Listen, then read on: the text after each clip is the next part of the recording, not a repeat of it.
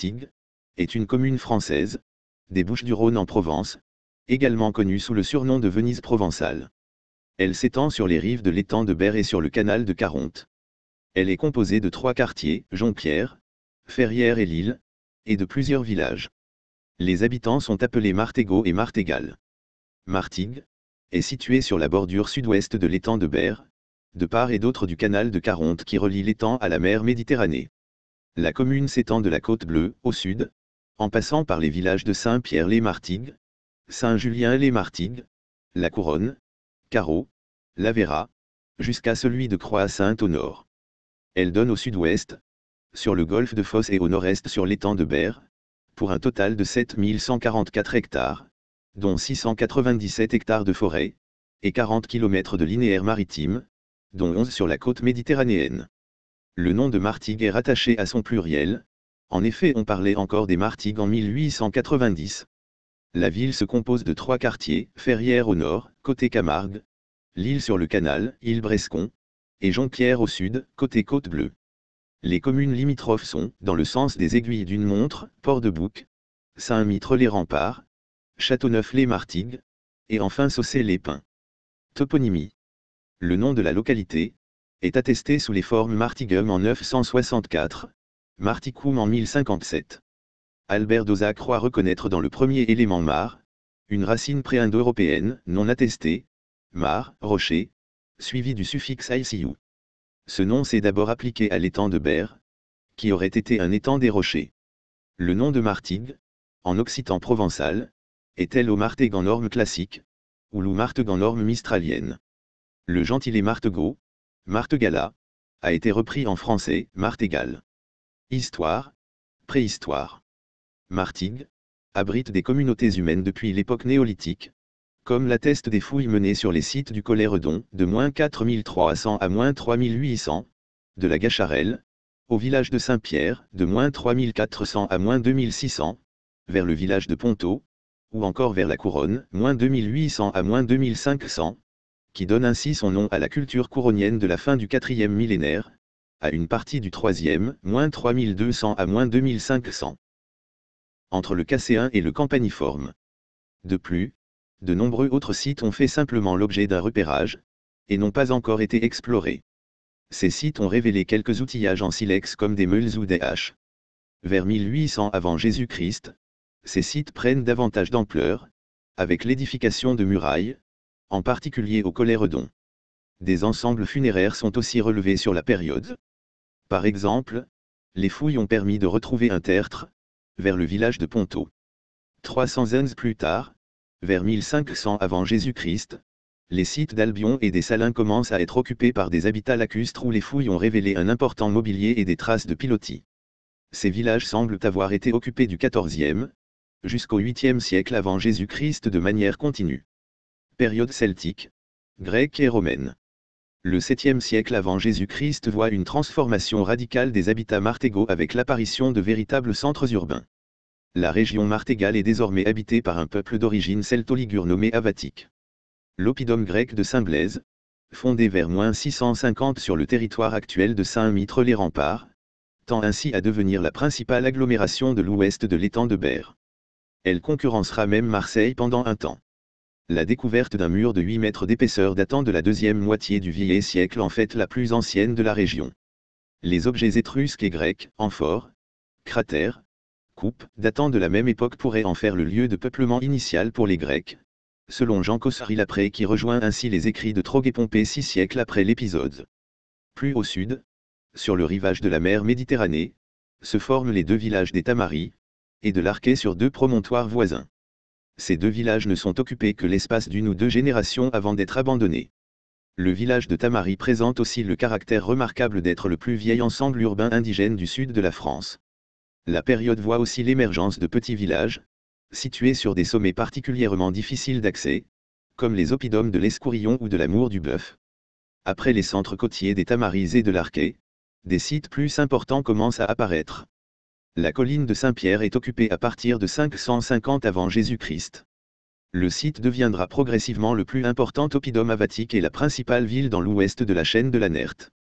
Vers 475 avant Jésus-Christ, un autre centre urbain havatique d'importance se met en place sur l'île. Ces trois centres connaissent une occupation continue pendant plusieurs siècles. Les relations avec Marseille sont d'abord relativement pacifiques. Des échanges auront lieu entre Celtes et Massaliotes. Vers la fin du IIIe siècle avant Jésus-Christ, les Havatiques semblent ainsi être les premiers indigènes à avoir utilisé l'écriture grecque. Cependant, avec la prise de Phocée par les Perses, et la fuite de ses habitants vers leur domaine colonial, la puissance marseillaise a considérablement augmenté. De fait, Marseille a le monopole du marché provençal d'amphores. Il semble que Marseille ait cherché à diviser les peuples gaulois.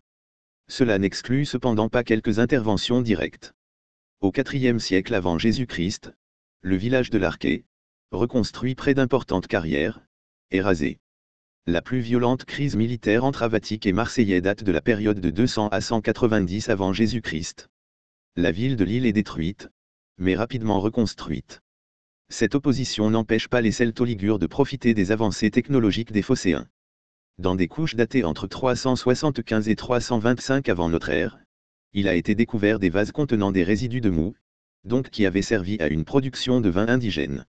À la même période ont été identifiées ici les plus anciennes huileries. La fin du IIe siècle avant Jésus-Christ est marquée par la destruction de Saint-Blaise par les Romains, ou par un peuple indigène vers 125 avant Jésus-Christ. En 123 avant Jésus-Christ, Marseille demande l'aide de Rome pour éliminer les Saliennes. L'oppidum d'Entremont est ainsi détruit par les Romains qui occupent la région, où ils fondent notamment Aix-en-Provence, 122 avant Jésus-Christ. Entre -104 et -102, les Romains occupent directement le secteur de Martigues, et creusent le premier canal à travers l'étang de Caronte. Les eaux de l'étang de Berre, alors presque douces, voient leur salinité augmenter. Dans la foulée de l'occupation romaine, Marseille prend le contrôle des territoires à l'ouest de l'étang. Saint-Pierre semble cependant échapper à ce mouvement. L'oppidum survivra aussi à la chute de Marseille en 49 avant Jésus-Christ, qui voit pourtant de nombreux habitats gaulois être détruits. Les Romains fondent alors Maritima Havaticorum sur le site de Tolon, peu après leur prise de la région. La cité est d'abord concurrencée par Saint-Pierre, mais finit par l'emporter quand l'oppidum est abandonné à la fin du 1er siècle avant Jésus-Christ. Des villas romaines sont construites un peu partout sur le territoire de la commune pendant l'Empire. Le déclin romain et la prise d'Arles, en 480, entraînent l'abandon de Maritima Havaticorum, non fortifié et exposé dans la plaine, au profit des hauteurs comme le site de l'ancien oppidum de Saint-Blaise. Au Moyen Âge, les invasions barbares contraignent donc les habitants à gagner les hauteurs et le secteur de l'île et ses environs. Un village de pêcheurs existe à Saint-Geniez en 540. En 963, un acte du pape Léon VIII indique la persistance de ce village situé près de l'ancien collège Picasso, aujourd'hui l'école de danse municipale. En 1078, le seigneur des Baux, le vicomte de Marseille, le comte de Provence et l'archevêché d'Arles se mettent d'accord pour construire un château sur l'île de Martigues. Des différends finiront par éclater entre ces parties. Tout d'abord, le village de Saint-Geniez demanda au seigneur de Fosse, son suzerain, une autonomie accrue qui lui fut refusée en 1218. La région subit ensuite les luttes d'influence entre Marseillais, archevêques d'Arles et comtes de Provence. Raymond Béranger V, qui a alors du mal à prendre le contrôle de la Provence, souhaite faire de Martigues une ville nouvelle et importante sur laquelle baser son autorité. Le 11 janvier 1224, à la suite d'un accord avec l'archevêque d'Arles, Raymond obtient le contrôle de la ville tandis que l'archevêque garde celui des Bourdignes. Les Marseillais cherchent à l'empêcher et s'emparent de la ville avant lui. Il se fortifie dans l'île de Brescon, mais une contre-attaque du comte et des Arlésiens réussit à les en déloger. En 1225, Raymond Béranger V accepta que les Marseillais maintiennent leur fortification à Bouc, sur l'îlot de Coran qui deviendra Caronte, mais n'en construisent plus aucune autre, de détruire les siennes à Saint-Geniez, à condition que la ville lui verse 25 000 sous. Enfin, le 11 janvier 1226, l'archevêque d'Arles cède ses droits sur Ferrières au même comte Raymond Béranger V, à la condition d'y construire une ville nouvelle. Sous le règne de Charles d'Anjou, 1246 à 1285, les Marseillais perdent le contrôle des fortifications de Bouc. La ville est ensuite cédée à Raymond de Baux, 1354, puis à Jean d'Arcufia de Quérault, en 1375, par décision de la reine Jeanne à la mort sans héritier de Raymond. De Quérault la rendit en 1382, et Martigues fut réunie au domaine des rois de Provence. Au cours de cette période, la ville commence à évoluer et à s'affirmer au niveau commercial et seigneurial. La petite communauté juive des rives de l'étang de Berre fait les frais de la mutation et perd le contrôle du commerce de grains. Elle est en effet durement concurrencée par les seigneurs locaux et les marchands italiens. De plus, la montée de l'antisémitisme en Provence au XIVe siècle lui fait perdre les offices qu'elle occupe, à Berre notamment mais aussi à Saint-Geniez et à Lille. Cette communauté finit par subir de graves problèmes financiers à partir de la décennie 1390. Ils finissent par migrer vers Arles et Marseille, ne jouant plus qu'un rôle très ponctuel.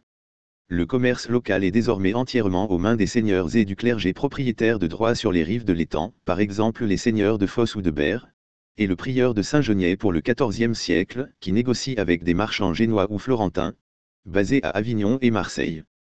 Trois bourgs sont ainsi peu à peu formés à la jonction de l'étang de Berre et de l'étang de Caronte.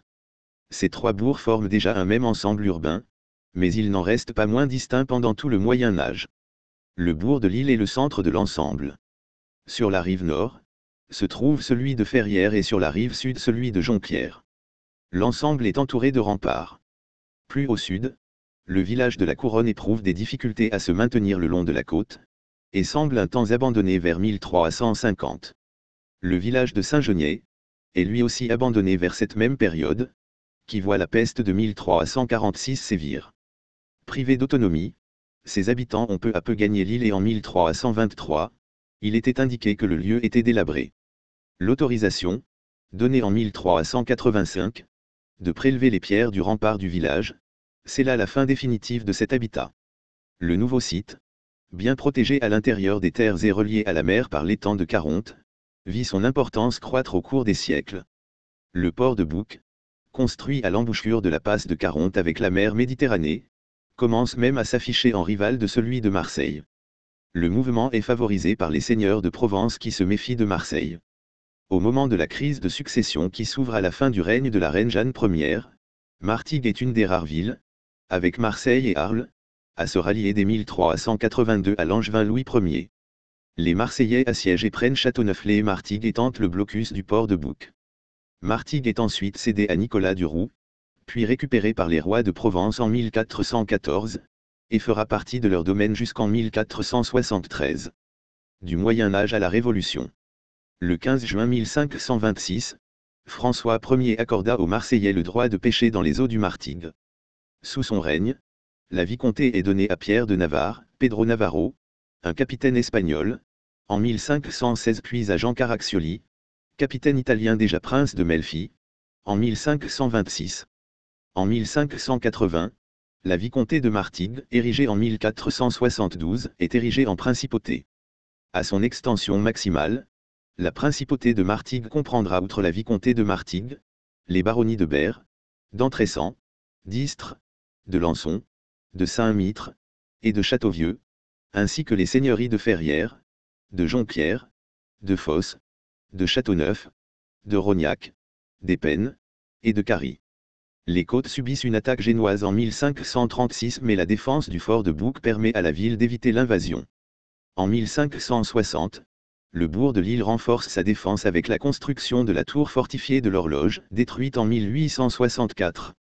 À partir de 1549, Henri II cherche à rassembler Ferrières, Lille et Jonquière en une même communauté. Le 14 mai 1564, la ville reçoit même la visite du roi Charles IX dans ce but. La vicomté est ensuite restituée en 1564 à la famille du Luxembourg évincée par Louis XI. Finalement, la fusion des trois bourgs aura lieu le 21 avril 1581, pour donner naissance à Martigues, après la création de la principauté. Cette communauté compte alors près de 4000 habitants dont la moitié pour Lille. Elle est gouvernée par une assemblée de 60 conseillers, chaque quartier en fournissant 20. Dès l'année suivante, la ville se rallie à la Ligue catholique des ducs de Guise. En 1589, elle est prise par l'armée royale mais se révolte en 1593 et reprend le fort de Bouc avec une aide marseillaise. La situation se calmera entre 1595 et 1599.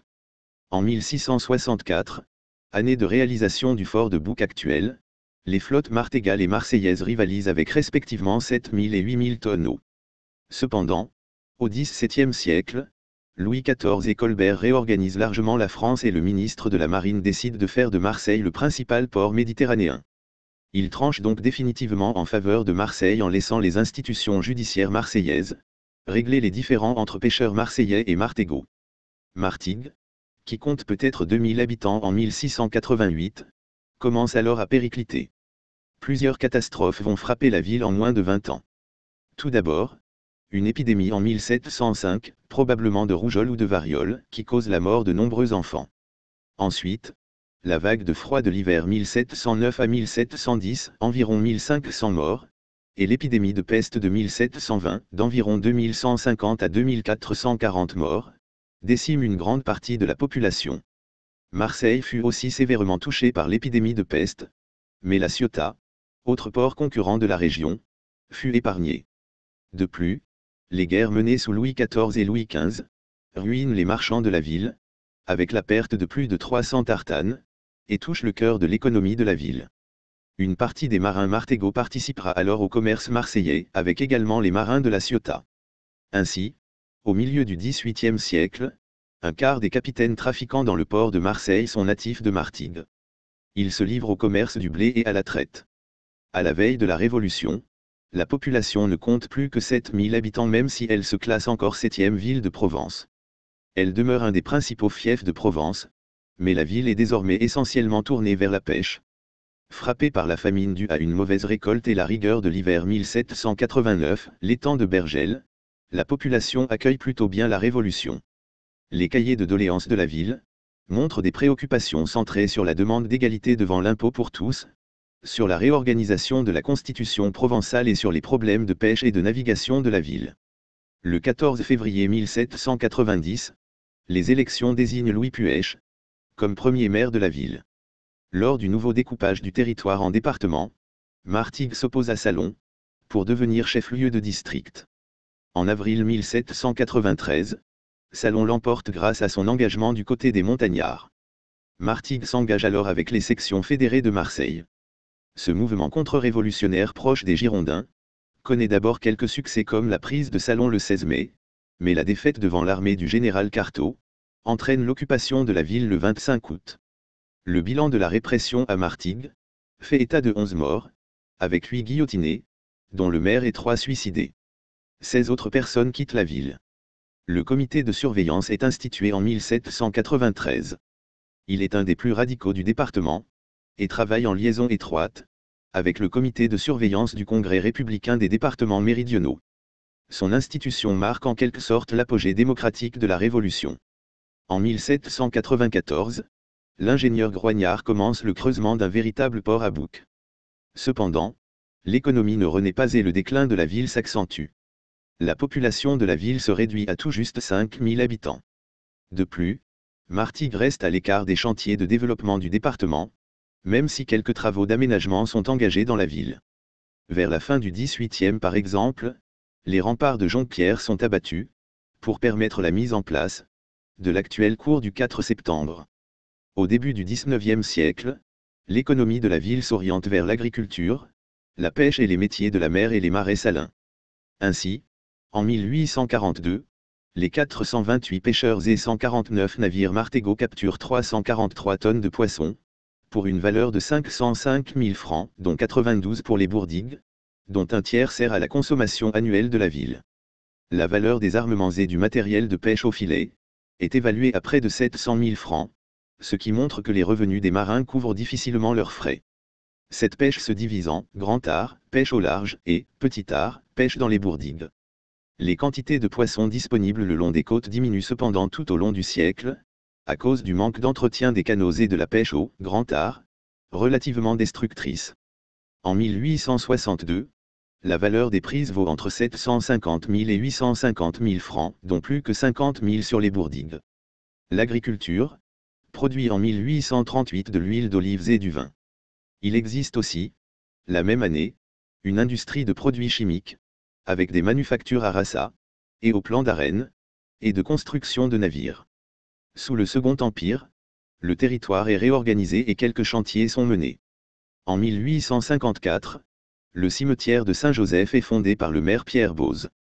Ce cimetière accueille aujourd'hui les tombes de plusieurs notoriétés de la ville. Le 2 septembre 1866, le port de Bouc est érigé en commune. Par ailleurs, Martigues, après de longs efforts, obtient en 1868 le percement d'un canal, nommé depuis canal de Martigues, pour se ravitailler en eau potable depuis le canal de Provence.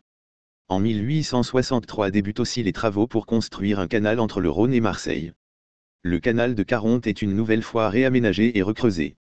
Ces travaux sont l'aboutissement d'un long débat qui vise alors à faire de l'étang de Berre une zone de refuge et de protection pour les navires, notamment militaires. Plusieurs îles obstruant le nouveau canal sont alors détruites, faisant encore décliner la pêche aux bourdides.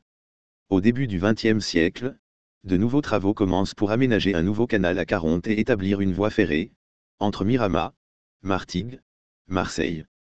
Cette ligne est partiellement finie en 1915, après plusieurs grèves très dures, 1908 et 1910. Sa construction entraîne l'arrivée de nombreux ouvriers, italiens ou espagnols dans la région. Certains y resteront et s'y installent définitivement. C'est à cette occasion qu'est édifié le remarquable viaduc ferroviaire métallique, à système pivotant 10 ponts de Caronte. De plus, le canal de Caronte moderne, est achevé entre 1908 et 1928. Ce chantier voit aussi l'aménagement actuel du quartier de l'île, et la destruction des derniers îlots et bancs de sable, gênant la circulation des bateaux. Première Guerre mondiale. Quelques 1200 Martégots, de naissance ou d'adoption, sur une population de 7500 habitants en 1914, sont mobilisés au cours du conflit. Bien que plus de la moitié de certaines classes soient formées d'inscrits maritimes, devant donc a priori servir dans la marine, la plupart des Martégots sont mobilisés dans l'infanterie. 197 soldats et marins disparaissent au cours de la Grande Guerre. Le dernier poilu martégal, Mathurin Laurent, artilleur, est décédé en 1992.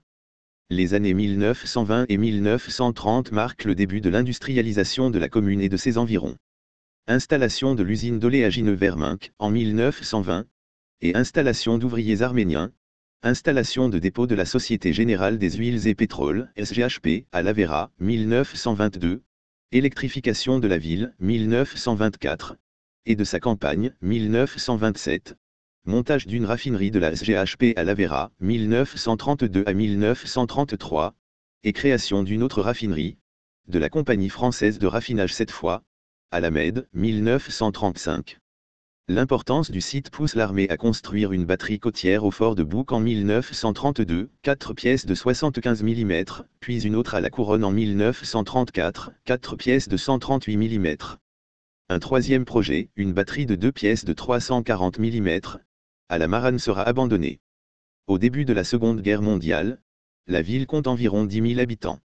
L'occupation débute le 11 novembre 1942 et une garnison allemande de la 338e division d'infanterie s'installe sur la commune. Elle va ériger, via les réquisitions d'habitants, de nombreuses fortifications autour du canal et le long des plages du sud de la ville, où Rommel effectuera une visite en mai 1944. 200 ouvrages militaires anciens sont ainsi aujourd'hui recensés entre Lavera et les Tamaris. La résistance locale cherchera à perturber ces travaux, ajout de sel dans le béton, et à cartographier les défenses. Jusqu'au début de 1944, Martigues demeura éloigné des théâtres d'opération de la guerre, étant les activités de la résistance, que les rigueurs de l'occupation allemande demeurèrent limitées. La situation changea quand commença de s'organiser le débarquement de Provence, qu'il fut un temps question de réaliser vers Martigues. Ainsi le 8 juin 1944, plusieurs résistants seront arrêtés, et rapidement fusillés alors qu'ils préparaient l'union des principaux mouvements locaux. Le 21 août 1944, la ville s'insurge et se libère par ses propres moyens, après une série d'escarmouches contre des patrouilles, et des retardataires de la Wehrmacht. L'essentiel de la garnison allemande a cependant le temps de se retirer en faisant exploser les installations portuaires, et en sabordant les navires dans le port. À la Libération, les communistes, qui ont subi les pertes les plus importantes de la résistance martégale, s'installent à la mairie avec Jacques Toulmont, 1945 à 1946, puis Francis Turcan, 1946 à 1947. Aux élections municipales de 1947, la SFIO reprend le pouvoir. En 1953, la victoire de Paul Pascal, SFIO, est acquise de justesse devant la liste PCF de Francis Turcan. Le 9 novembre 1949, le groupe Pechiney décide d'installer une raffinerie, Naftachimie, sur le site de l'Aveyrat. Les travaux débutent en avril 1950 et nécessitent près de 3000 personnes. La municipalité Pascal commence alors en 1958, la modernisation de la ville, via la décision de rénover le canal de Martigues, et l'adduction de l'eau potable. Ce chantier sera mené à bien par l'équipe du maire communiste Francis Turcan, élu en 1959.